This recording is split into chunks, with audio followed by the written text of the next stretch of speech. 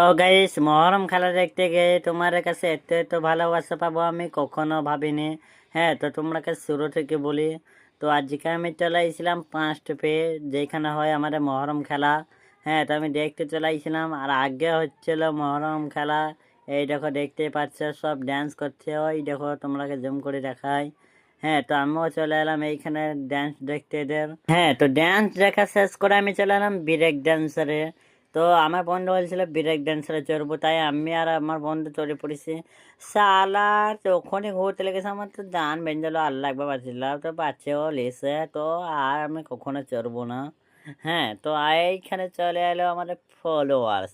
তো ফলোয়ার্সের সাথে দেখা করে তো ভালোই লাগে।